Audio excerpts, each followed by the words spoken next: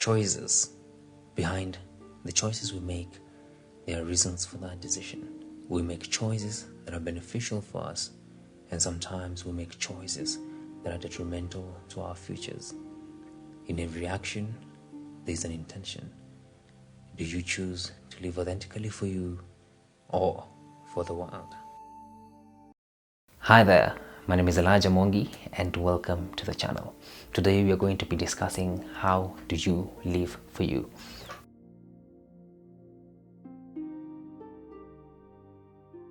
Our experiences, our environment, and a lot more shape who we are. They shape the person we are going to be. They shape our perception. They shape our thoughts. And even at some point, they shape our actions and our beliefs. As human beings, our bodies work the same, but our minds do not work the same. We are different. We all have a different sense of identity. We all have a different sense of worth. Some of us may think less of ourselves. Others might think too high of themselves. Others might think, I'm good just the way that I am. And I think that's really amazing that people think that they're actually something. And I think that confidence is really essential. Now, on the side of low confidence, it can be a lot. It can be a lot. It can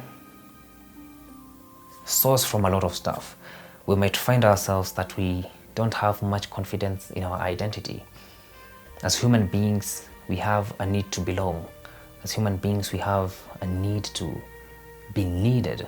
We need to feel we have purpose in this world. We want to have good friends. We want to have good family. And in wanting to fulfill that want, we might find ourselves conforming to patterns that do not resonate with us. In a way, we might find ourselves people-pleasing and doing behaviors that we would never do genuinely just to please other people. And that speaks a lot about our self-esteem. That speaks a lot about how we think about ourselves. A person who has low self-esteem is not confident in who they are, so they think that whatever other people are doing is much more better than what they are. And that may lead them to really start doing behaviors that they do not like, but they want to do just because they want to belong somewhere. They feel they don't have anybody else with them. And that's the story of many people's lives. At one point in life, I have done things for other people. I have not lived for myself. I didn't do things genuinely. I didn't do things that I genuinely liked. At some point, you find yourself doing things that other people like to please them. And that brings me to the power of intent. We might want to do the best things to other people, but our intentions might be wrong. You might want to impress somebody, but your intentions are not right. You might want to buy a gift for somebody, but your intent is manipulative. So I think intention is really important when interacting with other people, especially now when you're living for you. What is your intention? People who people please might want to put on a mask just to please other people, to show other people that they possess a certain identity that they don't. They want to show certain characteristics that they know that certain people want and would desire, and that can come off a bit manipulative. So, power of intent is really important. If you really want to do something genuinely, I think people really sense it and they really appreciate that. But if you do it just to improve your sense of who you are just for you, which is really selfish, it can come off really ingenuine, it really can come off really manipulative, and that is it. One thing about people pleasing, it's very similar to envy, in the sense that envy makes us see the good in other people and assuming the good in ourselves. We might think we don't possess certain characteristics. We might think we are not a certain type of person because we do not have confidence in who we are. We think so bad about ourselves that we think we need to put on a mask just to prove that we are good people, just to prove that we are people who appreciate others.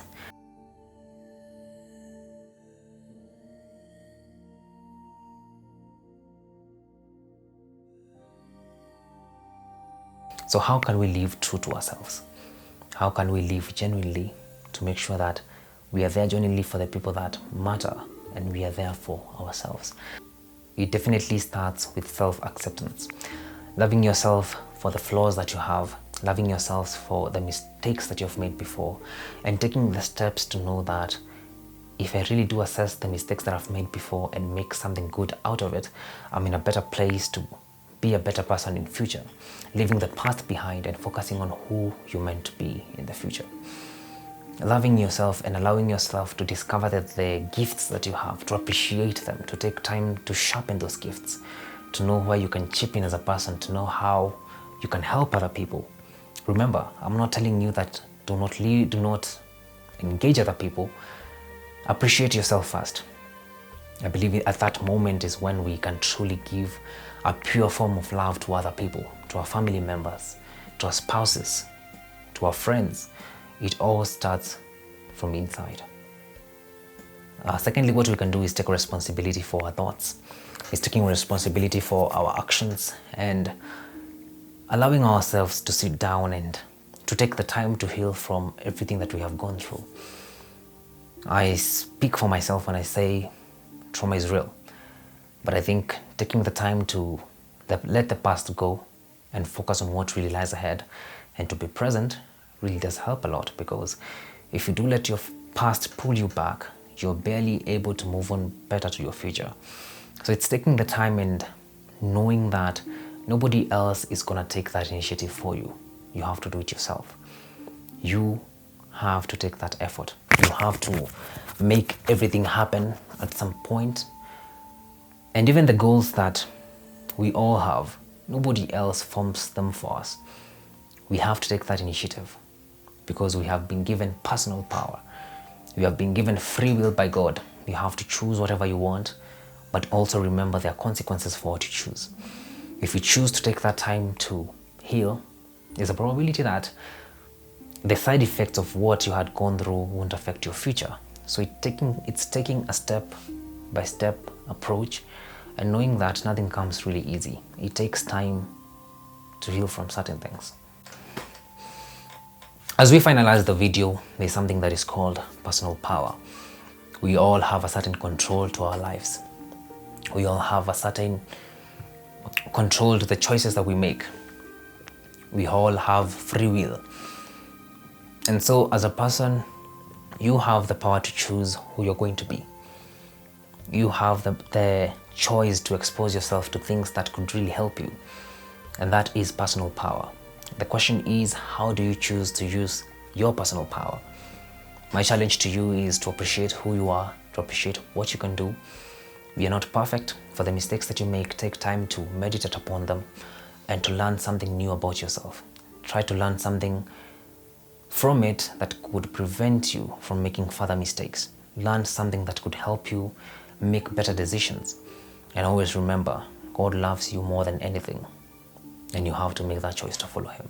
Please do like and subscribe. It will be really helpful to the channel. I hope that you have learned something today, and let's see each other next Wednesday.